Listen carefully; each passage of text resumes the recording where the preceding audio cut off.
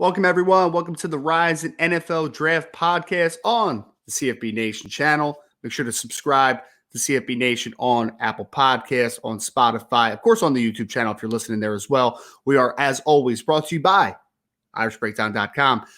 Exciting podcast for you all today. One that I did a lot of research for, one that I think I'm going to have a lot of fun with. So I want to introduce you guys to the word that I talk about a lot, that I think that there is a preconceived notion about, and one that I don't often agree with. That's the word outlier. So when you think of the word outlier, this is what I think you think of, right? You think of Russell Wilson. You think of Kyler Murray. You think of guys that don't fall within the standards for something. And we're going to talk a lot about physical thresholds today. We're going to be talking about heights, weight, wingspan, arm length, hand size, all those great things, right? And to be very honest, these are all things that I push back against a ton. And I know you do too. A lot of people say, I don't care what size a player is. I care what they do on the football field. And I think we're on the same page there, right? We are. But I am also a traditionalist in that size does matter. The football is a big man's game, right? Size does matter. There's a reason that scouts go gaga over arm length at the offensive tackle position. It's because historically, it tells you when arms are 33 and a half, 34 inches long and longer, usually those guys end up being good football players. That's what history tells us. We can't ignore those stats. We can't ignore that data. But it doesn't always mean that players that fall outside of those thresholds can't be successful. I mentioned Russell Wilson. I mentioned Kyler Murray. I'll bring up Aaron Donald. He is an outlier.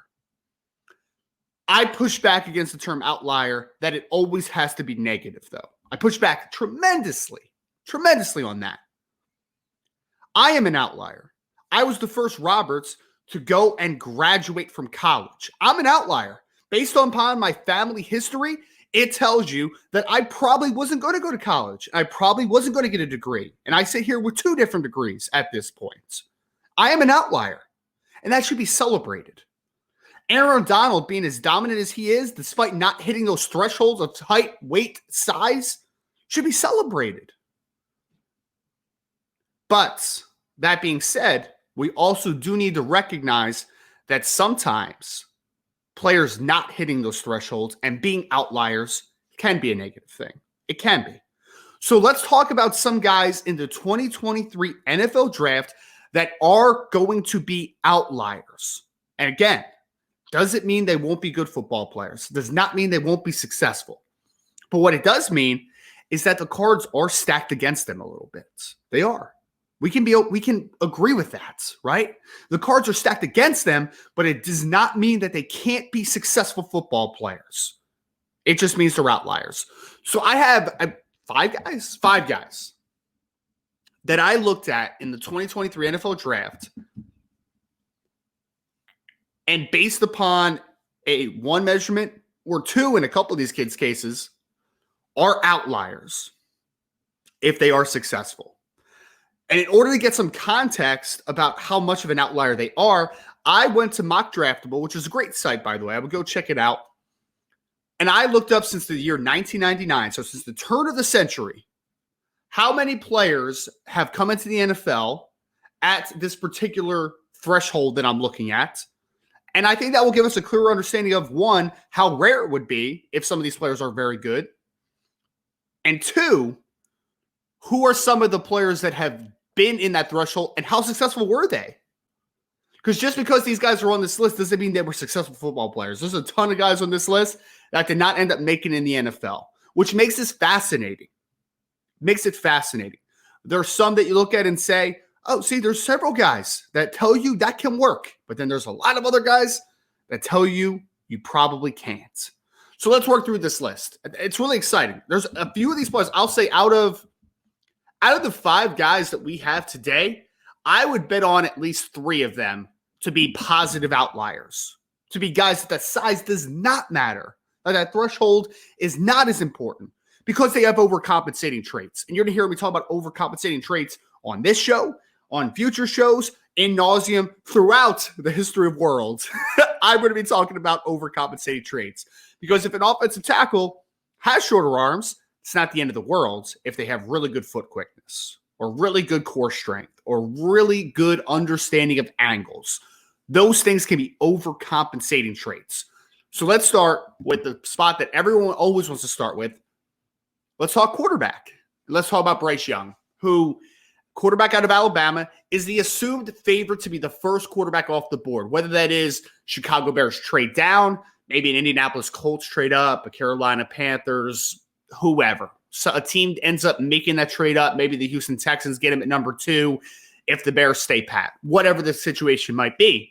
Bryce Young is the assumed favorite to be the first quarterback off the board. And he is my top quarterback in this class. Pretty sick. There's a little bit of a gap between him and CJ Stroud, in my opinion. But regardless of how much you like Bryce Young, you like him as much as I do, as some of the NFL teams do, or you're incredibly worried and you're not buying into it, Bryce Young is an outlier. He is. He's listed at 6 foot, 194 pounds. I would expect, and we'll know this very soon when the combine rolls around here at the end of this month into the beginning of next month, what the actual height is. I have a feeling it's going to be more in the 5'11" and some change range than 6 foot to start with. I'm also more worried, though, however, because we've now seen a few guys. I talked about them already. Russell Wilson, Kyler Murray. More and more sub-6 foot quarterbacks are coming into the NFL and being successful. So the height is not a big worry for me. Because for me, I don't see the issues that height would suggest, right? I don't see a lack of field vision. I don't see the ability to manipulate passing lanes. I think Bryce Young does those things really well. The more troublesome area is 194 pounds, if that's what he ends up weighing in at, sub 200. Because that is a historical outlier, as the height is as well. And I have to worry a little bit for a position at quarterback that's going to be hit a ton in the pocket and out of it. Can a player sub 200 pounds withstand a 17-game season? I think it's a realistic conversation to have. So I focus mostly on the under 200, and then I'll have a little bit of context to the 6 foot kind of added in on this. So here are the quarterbacks since 1999 that have entered the NFL at under 200 pounds. Joe Hamilton, Georgia Tech, didn't last. Anthony Wright, South Carolina, lasted as a backup for a little bit. Seneca Wallace was a good backup out of Iowa State for the Seattle Seahawks. Connor Holiday, Washington State, did not last. De'Ara King, can't find traction with a team. Out of Miami. Pat White, West Virginia, great dual threat quarterback, only lasted a year or two on the Miami Dolphins as kind of a gadget player. Kellen Moore, assistant in the NFL, obviously most recently with the Dallas Cowboys, and obviously been picked up this past offseason. He lasted with the Dallas Cowboys for a couple of years. Reggie McNeil, Texas A&M, great athlete, didn't last in the NFL very long. Kevin Thompson, Washington, was originally at Sacramento State, did not last in the NFL. Noah Johnson, South Florida, was, I believe, an Alcorn State transfer originally, did not last. Oscar Davenport, North Carolina, did not last in the NFL. And Shane Griggs, Idaho State, did not last in the NFL. So of the under 200-pound quarterbacks, historically, since 1999, the best one is Seneca Wallace, who's a backup quarterback. There's no starters on that list. There's no starters. And again, does that mean that Bryce Young can't be successful? No, it's not what it means. But it does mean the deck stacked against him. That was, I believe, 10 quarterbacks. Yes, 10 quarterbacks since that point have been sub 200 pounds, and I have one good backup quarterback and a couple that lasted a couple years as a backup quarterback. Those are the stats. It's troubling. It is. Now, this conversation could be completely null and void because Bryce Young could show at the combine and be over 200 pounds. We never have to talk about this again. But him listed at 194, I think is probably more in the high 180 range. So I do have questions if he's going to hit that 200-pound threshold at the combine. I hope he does, because then we could kill this conversation. Because I do think that he is a player that has overcompensating traits. I'm not that worried about it. But I also did do a little further research here. So of the players that were under 200 pounds, how many of them were also under 6 foot tall? The answer, 3. De'Ara King, Joe Hamilton, Noah Johnson. 3 players that did not last in the NFL. 2 players that did not have any traction in the NFL. Those are the 3 quarterbacks that have been below 6 foot and under 200 pounds. Again, doesn't mean it's the end all be all, but it does worry you. There has to be a little bit of worry. These are statistics and data that NFL teams have to talk about. Because at the end of the day, especially if we're talking about a kid that could be the potential first overall pick, depending on how things shake out, you're investing a lot in Bryce Young. And I would invest a lot in Bryce Young. But at the end of the day, the history tells you Bryce Young is an outlier.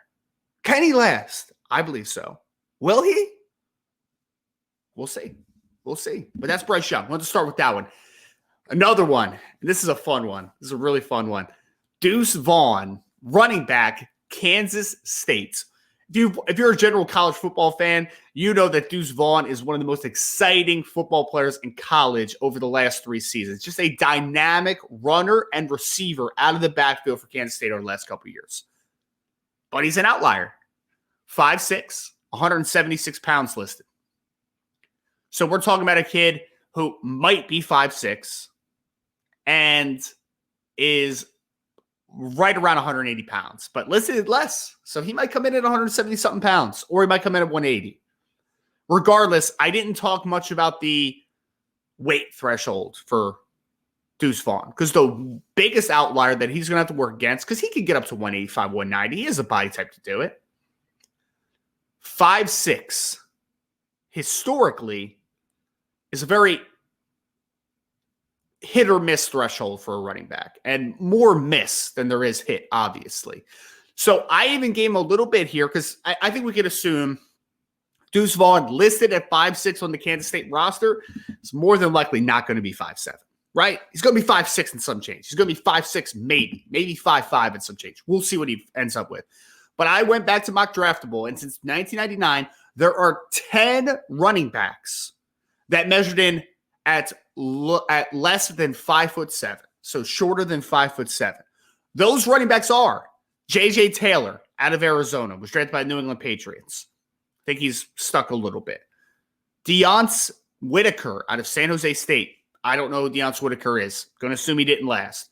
Darren Sproles, Kansas State, same school as Deuce Vaughn. Obviously stuck and had a great career, part of the New Orleans Saints, Philadelphia Eagles. Was a phenomenal football player. And this was the San Diego Chargers originally. Corey Ross from Nebraska did not last. Tara Cohen, North Carolina A&T, did last for a couple years, but his body broke down. Jacquizz Rodgers, Oregon State, stuck around for a couple years. Robbie Rouse, Fresno State, did not stick. Jared Patterson, Buffalo, was a all-timer at Buffalo. He is sticking so far with the Redskins Commanders in a backup role. And then CJ Marable, who is a running back out of Coastal Carolina, who is not stick. I think he's in one of the alternative leagues. So there's a wide variety here, right? You have guys like Tariq Cohen, Jacquizz Rodgers, Jared Patterson, who have had some success in the NFL, at least sticking on rosters. J.J. Taylor you could throw in there as well. But for the most part, Deonce Whitaker, Robbie Rouse, Corey Ross, Jamal Jones, C.J. Marable, players who did not stick in the NFL that were shorter than 5'7". The big outlier of success is Darren Sproles, who has been one of the best all-purpose weapons we have seen in the NFL the past era. Could Deuce Vaughn be Darren Sproles? I believe so.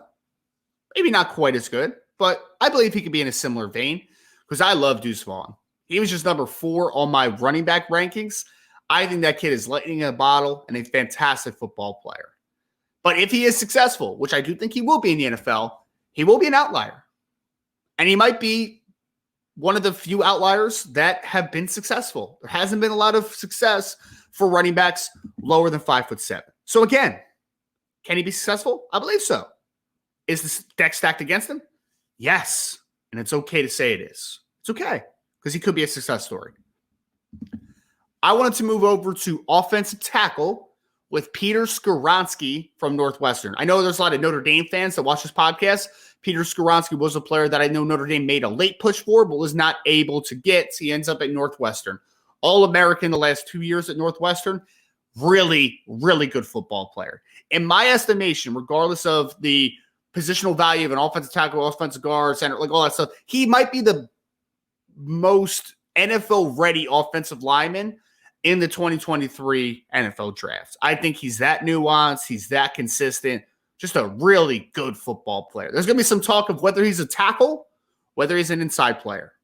Regardless, I think you're getting a really good football player who's going to start for some years in the NFL. I really do like Peter Skoronski a lot.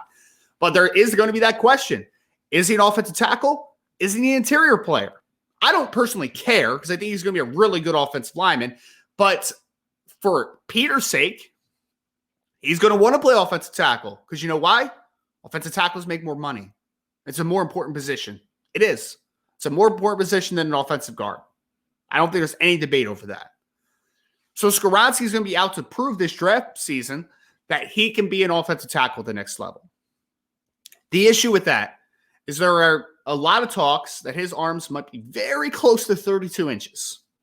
And again, 34 is the traditional number that you want to get to. 34-inch arms is what the archaic view of the NFL. That is kind of pushed down a little bit. It's more the 33 and a half inch range, but you still want 33 and a half, 34-inch arms. It's kind of that's the requisite for the most part. There's going to be outliers like Penei Sewell and Rashawn Slater who, the arm length doesn't matter as much because they have, say it with me, folks, overcompensating traits.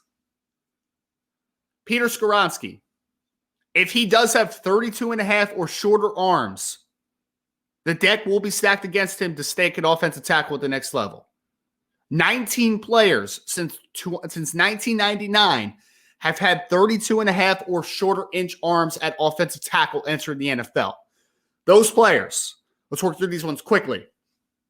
Tony Bergstrom, Utah, stuck in the NFL, more of a backup. Justin Pugh from Syracuse, New York Giant drafted him. Did not stick at offensive tackle, developed into a very good guard on the NFL level. Matt Filer from Bloomsburg has stuck in the NFL, Pittsburgh Steelers. I believe this with the Carolina Panthers, if I remember correctly. He was an offensive tackle, but has moved inside a guard and has been a better player at a guard. Brett Boyko from UNLV has not stuck in the NFL. Eric Ostell from Charleston Southern has not stuck in the NFL. Nick Gates, Nebraska, has stuck in the NFL, but is now a center, not a tackle. Andre James, UCLA, has stuck a little bit in the NFL. Reno Giacomini, my favorite name on the list, from Louisville, stuck in the NFL for a couple of years, was more of an interior offensive lineman. John Cullen, Utah, did not stick. Rick Leonard from Florida State did not stick. Brady Christensen, BYU, drafted as an offensive tackle, now a starting guard for the Carolina Panthers. Liam Eichenberg from Notre Dame, drafted as a tackle, now starting at guard for the Miami Dolphins. Taylor Dever, Notre Dame, did not stick in the NFL. Jackson Carman, Clemson, drafted by the Cincinnati Bengals, has played between tackle and guard, is not a starter on the Cincinnati Bengals. Alaric Jackson is a backup offensive lineman for the St. Louis Rams out of Iowa. Was undrafted, though. Garrett Gilkey did not stick in the NFL out of Chadron State. Alex Kappa, Humboldt State, has developed into a good guard at the NFL level, not a tackle. Jalen Mayfield, starting guard for the Atlanta Falcons, has struggled out of Michigan, not playing tackle anymore. Brandon James from Nebraska, I'm not 100% sure on him, but he definitely does not start in the NFL. So of the guys that have been developed into starters in the NFL, we talk about Justin Pugh, we talk about Liam Eichenberg, we talk about Brady Christensen. Those guys have all transitioned inside a guard. There is not a player on this list that is a starting offensive tackle or was a starting offensive tackle in the NFL. 32.5-inch arms or shorter. Can Peter Skoronski stick an offensive tackle? I believe he can. I do. But is the deck stacked against him? Absolutely. That data shows you there's no offensive tackles with that arm length that have started in the NFL. There's none. They're all backups. Most of them are guards. One's a center. Doesn't play. Can it play? Peter Skoronski could. But at the end of the day, if he does, he's an outlier. Not a bad thing. Just a data-driven outlier. Defensive tackle. I want to talk about Calijah Kancey for Pittsburgh, who's listed at 6 foot, 280 pounds. Was told that he played below 280 pounds this year. But I'm going to focus more on the height, 6 foot. Because everyone's going to talk about Aaron Donald because he went to Pittsburgh as well. Undersized defensive tackle came out. Aaron Donald was closer to 6'1" than he was to 6 foot. And there is some concern that Calijah Kancey could show up to Indianapolis and be sub 6 foot or 6 foot even. And if he does, could he be successful? Yes. I'm not as high on him as some people, though. Be very transparent with that. But if he is successful, he's an outlier. Let's take a look at the defensive tackles since 1999 that have been 6 foot or shorter, 6 foot even or shorter. There's 10. Poona Ford, Texas, developed into a good football player for the Seattle Seahawks. O'Brien Goodson from Memphis did not stick in the NFL. Seaver Saliga out of Utah did not stick in the NFL. Mike Daniels, Iowa, developed into a very good defensive tackle for the Green Bay Packers early on in his career. He did stick in the NFL. Will Sutton, Arizona State, All-American in Arizona State, had a tough time finding a role in the NFL. Luther Maddie, Virginia Tech, had a tough time finding a role in the NFL. Antoine Woods, USC, has developed into a good, solid rotational defensive tackle at the NFL level. Deidre Sanat, South Florida, has had a tough time finding a role in the NFL. Forrest Merrill, Arkansas State, has had a tough time finding a role in the NFL. Jordan Scott, Oregon, has had a tough time finding a role in the NFL. So out of these 10 players, there's one very good player in Mike Daniels. And then you have Poona Ford, you have Antoine Woods are the two guys that have developed into good players in their role for the NFL team. That's a 30% hit rate, folks. It's a 30% hit rate. Again, does that mean he can't be successful? Does that mean that Calijah Kancey can't be successful at the NFL level? No, that's not what it means. But what it does mean is that the deck's stacked against him. And I know you all are getting super annoyed because I keep saying the deck's stacked against him. I keep saying outlier. I keep saying it's okay. I get it. But these are things NFL teams need to sort through. This is the real conversations that are happening right now. History speaks it. We can ignore history and hope for the best, and it might work out. But a lot of NFL teams who are investing a lot of money into these players are going to look at Calijah Kancey, right or wrong, and say, history tells me that doesn't work. I'm not going to take that risk because the risk does not usually work. That's where we're at. Last guy I want to talk about, going to the cornerback room. Cornerback in today's age is all about length and athleticism. But one good thing that the NFL has turned to now is that with so much sub package, the nickel cornerback position is more important than it ever has been. So it's allowing some smaller corners to end up being very good football players in the NFL. Because maybe they couldn't last outside, but they could last in the nickel, in tighter spaces, more help over the top, could be more physical near the line of scrimmage. Size doesn't matter quite as much. One guy that needs to fit that role is Tre'Vius Hodges-Tomlinson out of TCU, who, for people that love the college football awards, he was the Jim Thorpe Award winner this past season, had a tremendous career at TCU for the Horned Frogs. Will also test very well from what I'm hearing. Expected to be right around 4.4 flat, maybe faster. Expected to jump high, expected to broad far, short area quickness. Everything should check out as far as his athletic ability. But the thing that you have to consider with Tre'Vius Hodges-Tomlinson is his height and his size, his length is an outlier. He went to the Senior Bowl. He did not go to the Senior Bowl. He went to the East-West Shrine Bowl, measured in at 5'7" and 5'8", 175 pounds, 29 and 3/8 inch arms, and a 70 and 3/4 inch wingspan. I want to focus on the height, 5'7" and 5'8", and the wingspan, 70 and 3/4. The height, especially, is going to be one that people are going to talk about a ton. Because the minute they see a 7 next to that 5, that's worrisome. Let me tell you, the corners in the NFL since 1999 on Mock Draftable that have come in at sub 5'8". These are the corners. Mikel Roby-Coleman out of USC. Did you notice the long pause? It's because that's it. He's the only player historically since 1999 that is a sub 5'8" corner. And it's a fascinating conversation because Mikel Roby-Coleman was a good football player. Real good football player. Went to a Super Bowl with the Rams. Was one of the better nickels in the NFL for a couple years. And maybe Tre'Vius Hodges-Tomlinson could be the same brand.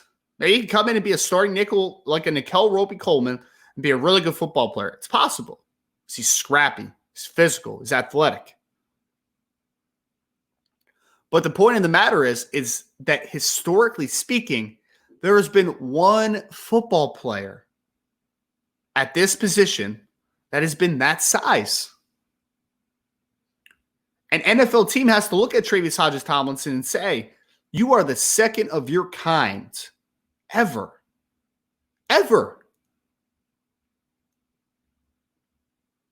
Again, someone's going to bet on him, I think. Late in the draft, priority free agent, whatever it ends up being, someone's going to bet on him. And I wouldn't bet against him being a good nickel at the next level. But he is an outlier. He is rare. There has not been this body type, there's not been this height to come into the NFL. He's the second one since 1999. The other number that I want to talk about was the wingspan, 70 and 3/4 inches.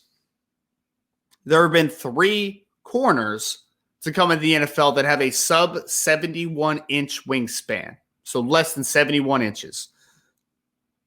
Funny enough, Mikel Roby-Coleman's not one of them. It's Marcus Jones, who made a Pro Bowl this year out of Houston for New England Patriots.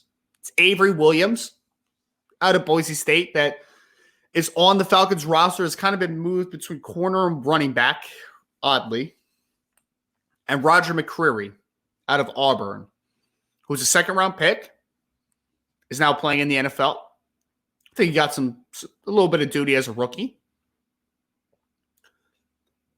So the results have been pretty good for the players that have had sub 71-inch arms, but at the end of the day, only 3 players since 1999 have had sub 71-inch arms. So if I asked you, the trivia question comes out one day, name the corners that are shorter than 5'7", shorter than 5'8", and have less than 71-inch wingspan. Say Jeopardy asked this. They'll never will, but let's say they do. How many have done it? This was one. It's Tre'Vius Hodges-Tomlinson. Again, does it mean he can't be successful? No. But the deck is stacked against him. He is an outlier. So we'll see. Regardless, those are a few of the top outliers in the 2023 NFL draft that you should keep some eyes on because, again, it's going to be interesting to see how they succeed in the NFL, if they succeed in the NFL, because the odds are against them. I think that a few of them could defy the odds, but we shall see. We shall see. But that's going to do it to this portion of the podcast. Again, talking a little bit of some of the outliers in the 2023 NFL draft. I'm going to get in the mailbag next. And for people that don't follow this podcast or just start listening, boards.irishbreakdown.com is where each week you can submit questions to the show. And the last portion of this podcast will always be dedicated to you all, the listeners, the followers, because I appreciate you all, man. So let's dig into some of these mailbag questions. I'm going to try to get to as many as I can in the next 10-ish minutes. See how much I get to. From TGC, who is an IB insider. Where does Michael Mayer get drafted at the latest? TGC, it's a great question. I am worried. I'm not going to lie to you. I am worried that people are going to overthink Michael Mayer. I am worried. You keep seeing the NFL draft analysts that are very plugged in. The Mel Kipers, the Daniel Jeremiahs, Dave Brugler, not as much. Well, Dave Brugler is plugged in, but he hasn't put out this narrative as much as the other two. That Michael Mayer might not be the top tight end on the board for some teams. And I'm sure he's not, because NFL teams make mistakes. I think it's a mistake. I truly believe, though, I think mid-20s is the floor for Michael Mayer. I see people now mocking him outside the first round. I would be shocked if he's outside the first round. Absolutely shocked. He's the best tight end in the 2023 draft, I think, comfortably at this point. I do. I think comfortably. So I'm going to say mid-20s is probably the latest. Maybe he doesn't quite go in the top 10 like I thought could be possible at some point. But he's probably more a teens player at this point with everything that kind of is being surfaced. But I think mid-20s is the latest he goes. We had Tyler Binge who asked, T.E. Binge. Ryan, why are the Colts so high on Will Levis? Tyler, why? I mean, the why is pretty easy, in my opinion.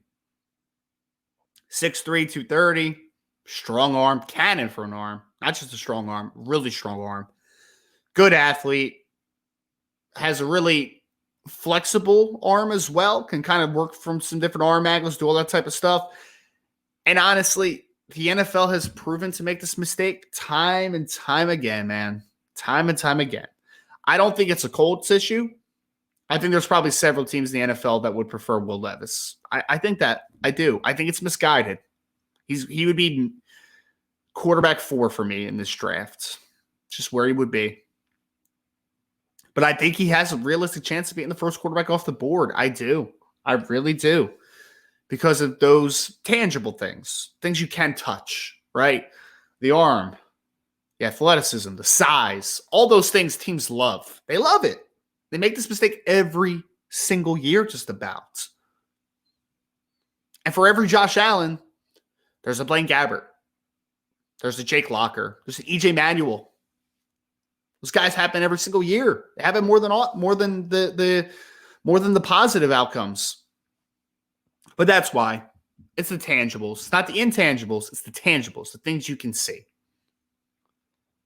From Matt 2011 GT, do you know what round Jack Swarbrick was drafted? A brilliant football guy with that must have been pretty high first rounder, right? Obviously, for Notre Dame fans that followed the podcast with recent conversations over Andy Ludwig, they know why this question is asked. Matt, it's funny, which is why I wanted to just laugh about it for a second here. So it's funny, man. It's funny. Yeah, let football people make football decisions. I'll just leave it at that. Patrick ND said, could you rank between Devin Witherspoon, Christian Gonzalez, Joey Porter Jr., and Cam Smith? Not sure if you would include Ringo or Clark Phillips in this conversation. I would include both those guys in the conversation because, look, this is a highly volatile cornerback group. It's very deep, and there's a lot of talent, and a lot of talent that I can get really excited about for sure. But it is volatile because a few of the players that you just named are not nearly as close to their ceiling as I would like coming out of college. At the end of the day, everybody's developmental coming out of college. Nobody's to their ceiling. If you are, it's not good. It's not good. But Christian Gonzalez worries me. Talented, no doubt. Kaylee Ringo worries me. Talented, no doubt. Joey Porter Jr. really worries me. Talented, not as much as the other two. But he could be successful at the next level. But ranking these guys for me, I think you're going to see a theme. You're going to see a theme that I care a lot more about the intangible parts playing the cornerback position than tangible sometimes. And that's not to say that length doesn't matter. It does. It's not to say that athleticism doesn't matter. It absolutely does. But it's to say I really value instincts. I really value ball skills, the ability to play the football in the air. I really value physicality, intelligence. I value those things tremendously at the cornerback position. I think that's why some guys get overlooked. So out of this group where I am, I would take Kaylee Ringo first. I would. He worries me. There'd be an asterisk next to his name. He worries me a little bit. But that height, weight, speed combination, that's rare. Christian Gonzalez is close, but he's a little bit more of a rare football player, in my opinion. He's definitely more athletic than Joey Porter Jr. So ultimately, I would side with the traits as the first cornerback off the board. I would take Kelee Ringo. He would worry me, but as long as I trust the coaches that are coaching him up every day, I think you can get a lot out of that kid. So Kelee Ringo, I would go Devin Witherspoon next out of Illinois. Enough size, enough length, but just incredible physicality, incredible football intelligence, which is why also next I would have Clark Phillips as my third spot. Now, Clark is going to get knocked because of his height and his arm length. He's not the biggest corner in the world, but he's so smart, man. So smart, intelligent, physical. Love the kid. I would take him in the first round, and I wouldn't think a second about it. Christian Gonzalez would be next for me.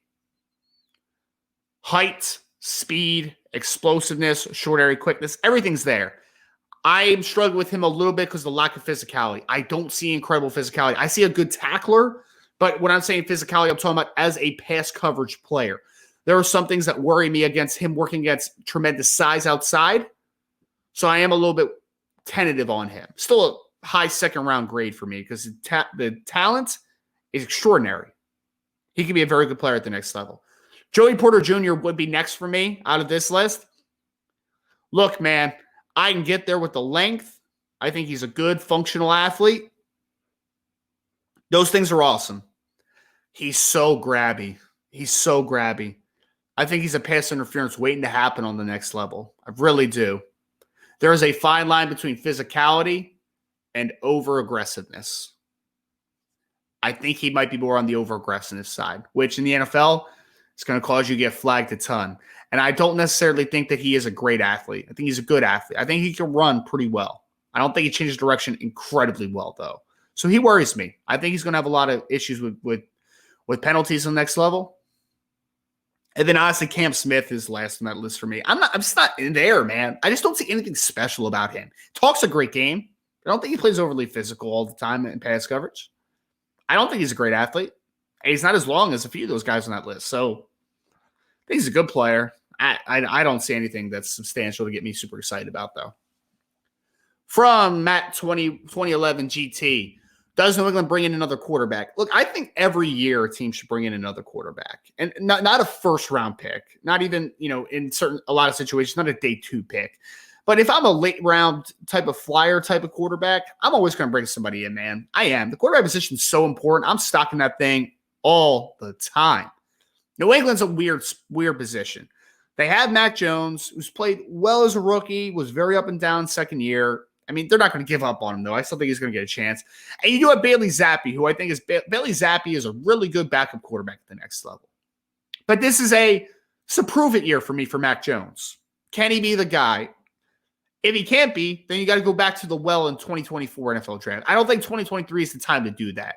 But if there's a talented quarterback in the later rounds that's staring me in the face as a developmental type of guy, yeah, take a flyer, man, for sure.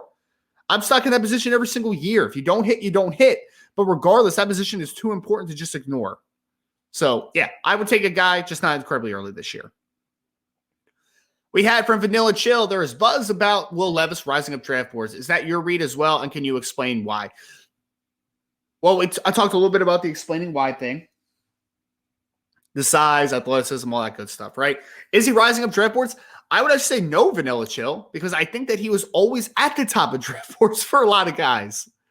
Maybe from the public perception, maybe it's rising up draft boards. I guess. But, I mean, he had a high spring grade last year. He had a high first-round grade from the NFL teams coming into this season.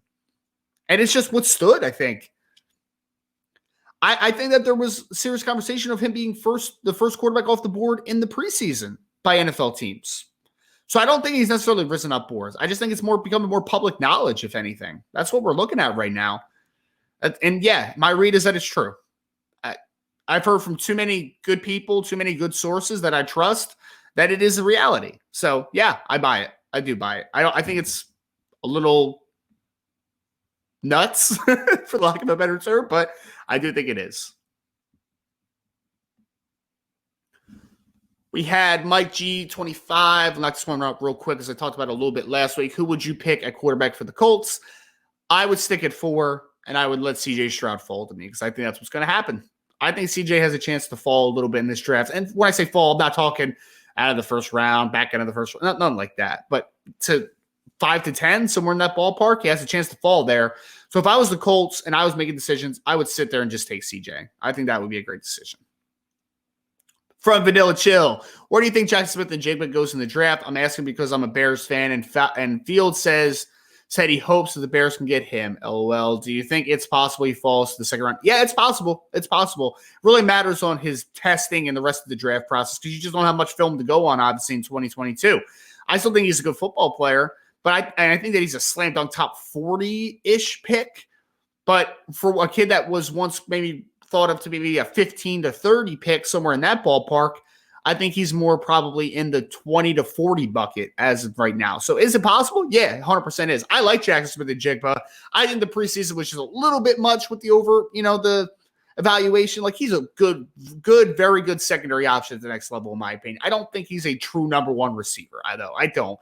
I think when you have a really good number one, he can become a Robert Woods type of player where he's just like, dang, man, we can't stop that dude. And all of a sudden he has 1,000 yards. He's just a good football player. So that's what I see in Jackson Smith and Jigba. That's what I see.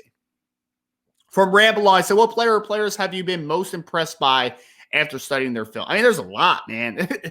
Ramble On, like, it would be a better question if you asked me a position, because like Devin Witherspoon is just so impressive, man. Just so impressive, right? Matt Bergeron from Syracuse, I thought had a tremendous year. I thought he was incredibly impressive. Thought John Michael Schmitz out of Minnesota was a player that was very impressive on film. I liked him a lot coming into the season. Thought he had a great 22-2 season. So position specific might be a little bit better because I can give you a little bit more names, but those are a couple of guys that just pop off the head pretty quickly. All right, looks like I have time for one more question, and we're going to get out of here. All right. We had from Shaw Bryan. I apologize for anybody that I didn't get to. Make sure to recycle these questions because I'll be back again next Thursday. So keep talking. But from Shaw Bryan, he said, thoughts on Joe Tippmann from Wisconsin. Dane Brugler from The Athletic had him ranked higher, second center in the top 100 than I expected. Didn't expect him to be a top 100 pick. Brian, so I actually really like him, man. I've liked him. I actually interviewed him during his, redshirt sophomore year, I guess, right? After he was a first-year starter for Wisconsin. I like him a ton. He's a really odd body type for a center. I mean, he's right around 6'6", 300+ pounds.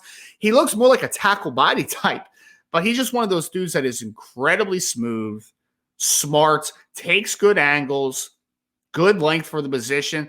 I like Joe Tippmann a lot, man. I think that he is going to be a zone-heavy scheme center, and he's going to be a dang good one at the next level. So I really like Joe a lot. I respect Dane Brugler a lot, too. I would say anytime you see something from Dane, there is teeth to it usually. He's a very smart guy. He's very plugged in. So the fact that he likes Joe Tippmann, I think, is a telling thing, obviously, right? So, yeah, great question, though, to end the podcast here today. Want to thank everybody for submitting questions. I'll make sure to get some next week. Again, recycle those questions. Get them back in next week.